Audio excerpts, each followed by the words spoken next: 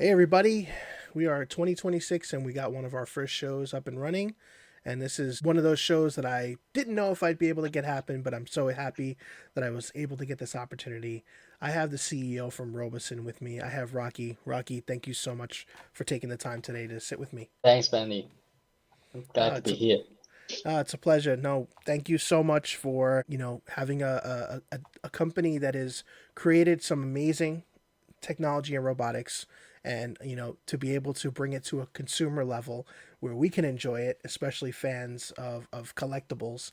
But obviously it didn't always start with that, so I figured we can go a little bit back to the beginning if you're okay with that, and talk about who Robosen is, where you guys started, because obviously it was not in the world of collectibles and licensing. It was the engineering and creation of robotic technology that has, I guess, it aligned with some of these licenses that you've worked with, because it just happened to be, oh, we can do that with something we've already designed, if that makes sense. So I Yeah. think that's a great way. But yeah, if you don't mind, if you could tell our listeners a little bit about where Robeson started. I know it's been, I believe, 2007 you got started. Yeah, it's quite like now it's nearly like 18, 17 years ago. Yeah. Okay. So we have been like doing this R&D on robotic for quite a long time. And before that, we are a very small business. And but however, our founder actually is robotic scientist. Okay. So he was leading a small team in a small room in apartment to doing the R&D. But he is a Transformer fan since he is a little boy, and he have a dream to he must make a Transformer robot when he grow up. Okay. So yeah, and he's not only a robotics R&D, but also he's familiar with other aspect into like mechanical machinery. So basically, it's a combination of different area. So that makes uh, we can familiar with different type of robotic things. And yeah, I would say maybe all the consumer recognize Robosen was uh, 3 or 4 years ago, the first Right. one when we make the Transformer Optimus Prime. However, we start doing the robotics arms or any other robotic things before that. And but our business was mainly for like B2B business. We supply the electric arms or any robotic things to university, to other business for just need to use the like industrial robot in the past.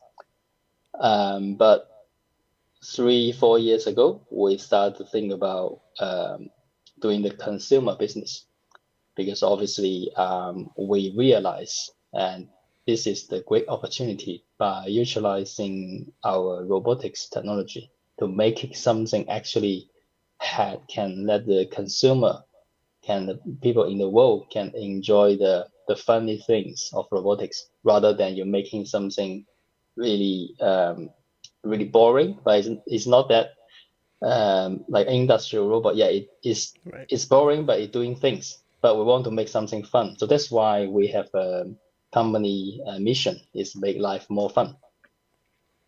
No, that's well said.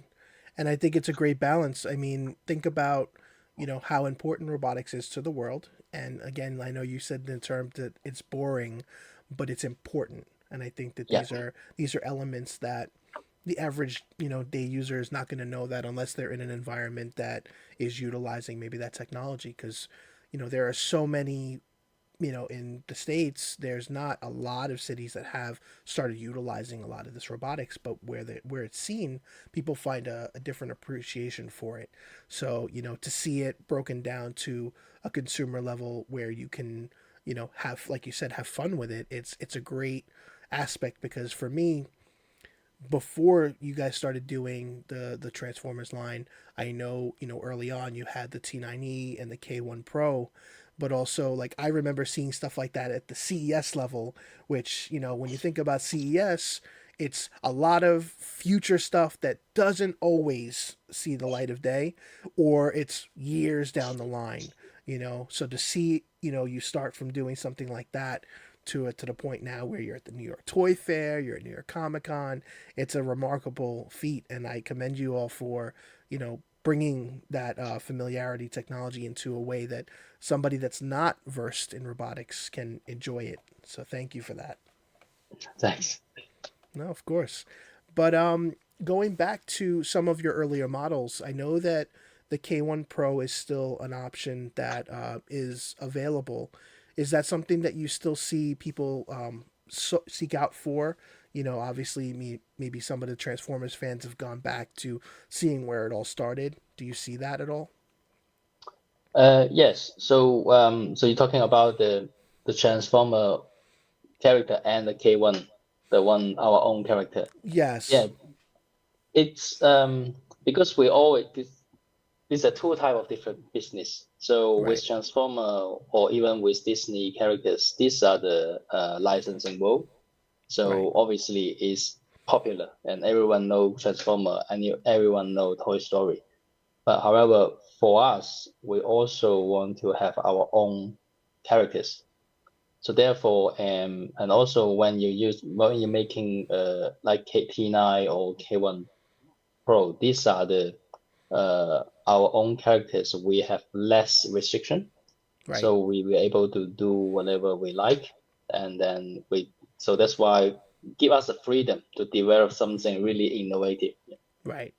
I think it's a great way for you to test the waters too, because you can see what you're capable of doing that could maybe fit, you know, maybe a different license down the line for a different, you know, design. Because I noticed that, you know, when you're looking at something like the K1, I see him doing a little more, like you've mentioned, like I've seen him doing push-ups, which is really Yeah. cool, and little things like that, and the flips and stuff. And you know, obviously, some of the Transformers are just bulky by nature. You know, even when you slimline the design. So I can't see them doing as much of that, which makes sense. But it's nice to Mm. see that you have that counterbalance. So, you know, somebody that just kind of, for me, like I've grown more of an appreciation for seeing this type of robotics in person, you know, where, you know, you watch videos all the time. It's not the same, as you know. Like seeing is believing.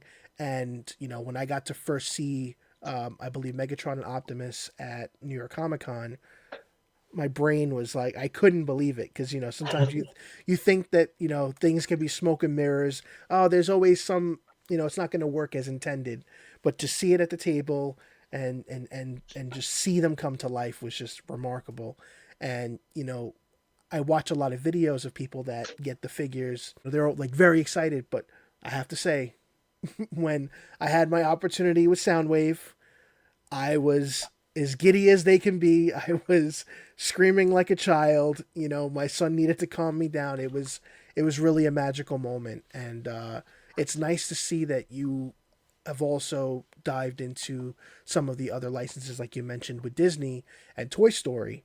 So maybe we can move over to that because I know that that's another side of the business. The technology is a little different, so it's not, you know, robotics in that sense, but you are bringing these characters to life. So can you talk a little bit about how that technology differs from the Transformers? So you're talking about the Disney big robot or the mini with I feel like the Buzz Lightyear, mm. like from the movie, is similar to the Transformers in aspect as far as the Ah, robotics, right? yeah. Yeah, Yeah, so I was thinking exactly. more the Oh, minis because you have all the different characters, which is really neat, and then you have the base, right, which is kind of what helps bring them to life. yeah. So yeah, so far I think we're after the Transformer, our first collaboration with Disney was the Buzz Lightyear, and also we actually have two different versions. So the first one was the Lightyear's movie, Buzz Lightyear, and um, if you search online currently, it is a kind of like a limited edition. So when we have the Lightyear's movie, and however, it's a pity that when we're doing that robot, it have a lot of restriction. We need to follow the movie, so that's why a lot of design we need to sacrifice. So we need to make it more accurate in terms of all the outfits similar to the movie. So that's Understood. why is yeah, it's a restriction. So, and a lot of feature cannot implement. However, Okay. when we making the Toy Story Buzz Lightyear, which is from the Toy Story movie, um, that allows us, because actually that Buzz Lightyear is a toy, even in Right. the movie, it's a toy. Right. So that's why it's more flexible because you are making a toy to a robot and it allows you to do a lot of things and it can walk, it can talk. Even we introduce our new technology on the, we have like serve motor on the face as well. So that's why when Buzz Lightyear talking and also you can see his mouth is moving and then also his eyeball is also moving as well. So this actually is the wow moment for the world. When well, Right. I still remember when the first time we introduced this Buzz Lightyear in the Disney store and other look at retailer location. All the customer walk across by, they never think about the Buzz Lightyear can talk, Right. can move, can dance. So yeah, and you can see people the reaction from their eyes. They're really excited. They finally these are the people maybe already waiting for years. Like when the first time when they're kids, they Right. have the Toy Story, they watch the Toy Story, but they never seen a real bus until we make it happen. And I have to say, it is something that it's it's almost a little too meta. When you think about, because you think about Andy and when he's getting that toy, and obviously him playing with it, and then as a kid playing with it the same way, and never thinking, like, I would never think in a million years that someone would go out of their way to bring that character to life that you can take home. Like, I could see it obviously in the world of the attractions. You go to Disney World, Disneyland, and you see them on display, and that technology, but you always think, "Oh, I'll never be able to play with something like that or take that home." And you guys knocked it out of the park. And that I didn't think about it until you said it, but it really is the perfect character to adapt, into a toy form where you have that flexibility. Because I mean, watching the videos on the website, it's you think almost like it's AI. It's too good to be true, But Yeah. again, as somebody that has seen some of these up front, I can tell people that it is as real as they come. And hearing the servos, I think that's something that's really remarkable too, because it feels very futuristic. I feel like we're almost not ready for it in the world. So you had the movie version, which is where it started, and then you got this Buzz Lightyear, and then you got the mini robots, which was, I think, what I was bringing up before, which they have a base. So obviously there was love for Toy Story. So was the idea to do any other characters in the larger scale, or do you feel like he again was the most appropriate, because of the way he's designed? Because I feel like Woody would be a little weird because he's obviously more material than Mm. robotics. Yes, well, I would say because when we only doing the big robot and there is some concern, yeah, obviously. One is the price, and not everyone can have it. And although people love it, but they just yeah need to think about really carefully where if you want to spend that budget to have the big robots. And second is, yeah, not all the character is suitable to make a big robot, as you say. So, for example, like Woody, they very slim and it's not easy to balance or something like this. That's why Right, we have to, when we consider what character we can make as a big robot is very difficult. Some character we really like it, but it's just not possible to make it as a big robot. And that's why with these two things, what we think about, we should make something uh, have more people can enjoy the fun with the robotics. That's why we think about the mini robots and with the benefit with the base actually is you can have just like a smart platform when you can interchange whatever characters on the top. It can be Buzz, it can be Woody, or it can be Wally. So all the mini robot on when they connect to the mini base, it be, just become live. That's why we have a special slogan for this mini series we call Real Life, Real Joy. And in that case, you can choose your favorite characters, connect with the base, and then he started moving, talking, or even if you like to have your own creation, you can use the base to create your the new movement, and therefore it's not restriction on only the like a few lines from the movie, but you can also doing something special. Yeah, this is the concept of our mini robot. In that case, you get us obviously the price point is much lower compared with the flagship robot. That means more people can have a chance to do their collection and enjoy the fun with robotic. Awesome. Is there any thoughts? I mean, again, I'm not gonna try to sneak and try to get any exclusives here, but has there been any ideas or thoughts of kind of doing something like that with Transformers in the sense of while you have the technology there, I understand it takes a long time for obviously concept R&D, license approvals to create these larger flagships and even some of the smaller end models. So the thought was, does that platform kind of give you the ability to maybe explore licenses like Transformers with more than one and at a smaller scale, and having a Bumblebee and an Optimus and maybe a Shockwave, because again, some of those characters don't necessarily transform into, in most cases, like Shockwave is usually a gun. I know that he can be a ship, but is that something that you've maybe thought about? Yeah, well, I think I would say it's a topic is always discussed between Transformer fans is Okay. that why the Transformer doesn't transform or it doesn't have to transform. It happened in a lot of brand who doing the Transformer, including Right. Robosen or other brand.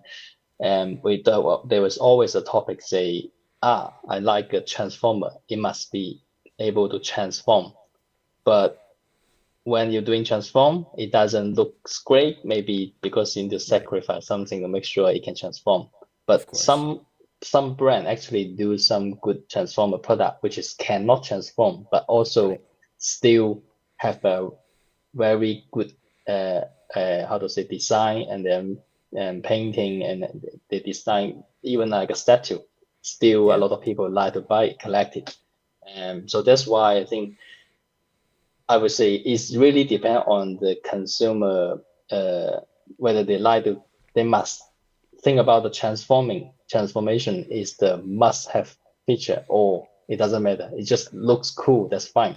Right. And yeah, that's why we will always think about which which one is the best for the consumer. Second, obviously, we need to discuss with Hasbro, with the license owner who actually know the character better than us and see what is the trends from the market and Right. what is the actually the Transformer fans like to have. So in the case we can consider whether doing the big robot, small robot. Yeah, No, it makes sense. Yeah, the reason I asked that is because to speak to that, I do see that a lot in the community that they're not necessarily a divide, but there's a good amount of, fans that kind of like both, the love of the transforming. Some love the ability to get them in sometimes vehicle only mode, in the form of Hot Wheels, things like that. But then you have, I'm sure you've heard of the company Blockies, who's really been making a standout in the Transformers and the Marvel world with the smaller scale, but fully yeah, articulated non transforming. And that's what yeah. made me think about, oh, those could be really cool. And, I don't know if you are familiar with video games from maybe like the last 10 years ago, but there was a very big market at one point for what was called Toys to Life. They Mm. were a game called Skylanders. Disney had their own game, and they had a base that you would have figures you'd buy, and when you put them on the base, it would bring them to life in the game, and it would allow you to play those Ah, characters. yeah, So the mini robots gave me that kind of vibe, but just to the next level, because the idea was they were called toys to life, but you are literally revitalizing that name because Yeah, you were playing with them digitally, but now you're really bringing them to life, which is a really cool yeah, aspect. we make it happen. Yeah. How about Marvel? Is that something that has maybe been brought up? Because I mean, I think of a certain millionaire billionaire that has armor that could maybe fit into the technology. I'm thinking that could be cool. But has other licenses been discussed that maybe you know don't make sense, or is there a license you'd love to maybe explore that you haven't maybe had the chance for? Well, I would say yes, since we have our first character from Transformer, and then now doing the mini robot, actually there's a lot of character or a lot of license owner they uh, reach out to us to think about the possibility of doing the different characters outside of the existing line. So yeah, we are open to discuss with them, and also we already have some announcement and recently. So when we launched the mini robot around Q4 last year, we also public in a few collaboration. For example, we are having collaboration with Universal, and there are some characters is already showing our website what the collaboration like How to Train Your Dragon, Okay. the Wow. Minions, and Kung Fu Panda. So this is just showing that some example, which is we get the permission from the license owner from Universal Studio. Yeah, this is the one we are okay to tell people we're doing this. But also there are some we're still working together, but we're under the confidential agreement. So Of course. we will announce when the time is ready. Absolutely. No, that's awesome, and I appreciate that. I would say thinking about Universal's most recent Epic Universe theme park, the fact that those are IPs that are very strong there, and that's an exciting thing to just think about the dragon itself and how remarkable that technology is that they're doing there.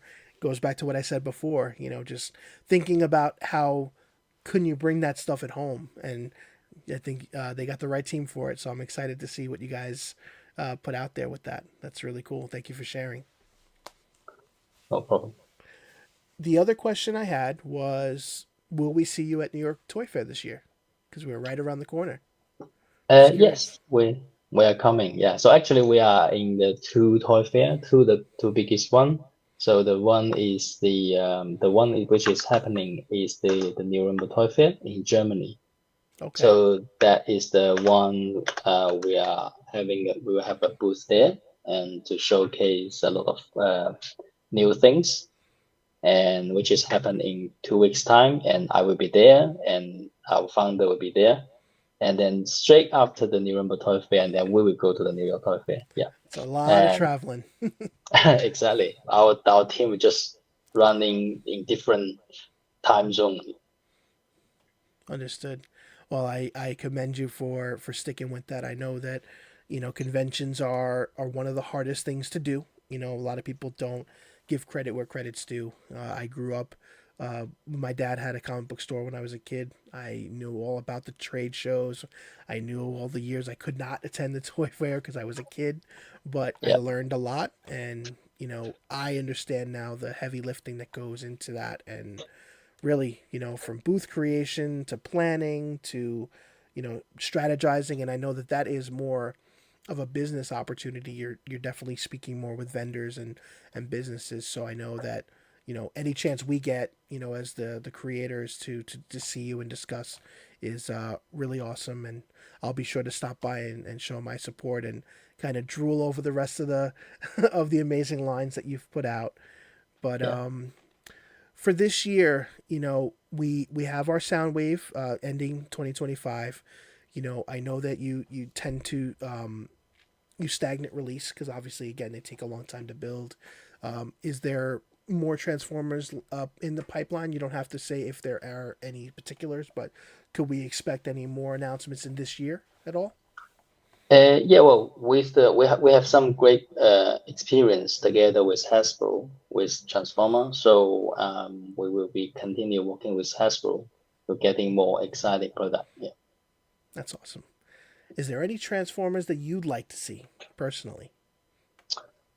Personally, I will say I never. think about I will have the, let's say my first experience. So when I see, when I first time we have the Optimus Prime, I think, wow, this is the product. It's amazing. And then after a few years, when I saw Megatron again, I will be, oh my God, this is the one I need. And I think maybe this is the top, the peak of the innovation. Right. However, when I saw Soundwave, Yeah. oh, I think Soundwave is the best. So every time when I see a new thing come from Robosen, I will just it's just out of my expectation. It's just such a good product, and I was very emotion when I first time see the because I'm not always following the R&D status, checking the engineering sample. But however, when I first time unboxed the Soundwave, I just say, wow, this is just crazy. You have something really different. It's Right. the Soundwave who can play the music with the Bluetooth, who can do the voice recording. Yeah, we'll just never think about this. We can do it. Yeah. And thank you, and thank you for your team for putting Soundwave on the market, because like I said, I'm a diehard. I'm a Soundwave shill since I was a kid, and it is just awesome. Like, I've loved all the other ones, but nothing spoke to me the same way. I have an old school boombox that once the show is finished editing, I'll link a picture to it, because I think I'm going to actually put my Soundwave next to the boombox, because I think that's even more relevant than having him on my shrine. Because Yeah, as an '80s kid, boomboxes were something, and as a musician, it's a whole nother level of appreciation. But just watching him come to life and seeing the intricacies that went into, because you think about, okay, turning into a car, turning into a truck, a vehicle makes sense. There's ways you can kind of, you know, put the distribution of the weight. But I'm like, as a boombox, how does that work? But then you give him almost like breakdancing moves, because he yeah, kind of puts his legs in these, contortionist kind of ways, and it just works. And again, I can't speak about how highly the quality is, and I'm excited to see what's next. And I could see you maybe doing the aerial bots, maybe like a star scream. Megatron has fallen! I, Starscream, am now your leader! And everybody loves that voice. So, but yeah, I don't want to take too much of your time. I really, really appreciate you taking the time to chat today. And, hopefully we can reconnect at the Toy Fair. And I hope you have a safe trip. Both locations, I hope they both go well. And I'm really excited for 2026 in Robeson. So thank you, Rocky, for your time. thank you, Benny. It's my pleasure to joining the call. Appreciate it. I hope you have a great day. Thank you, You too. everybody. We hope you stay safe, and remember to take care and have fun. Have a great day.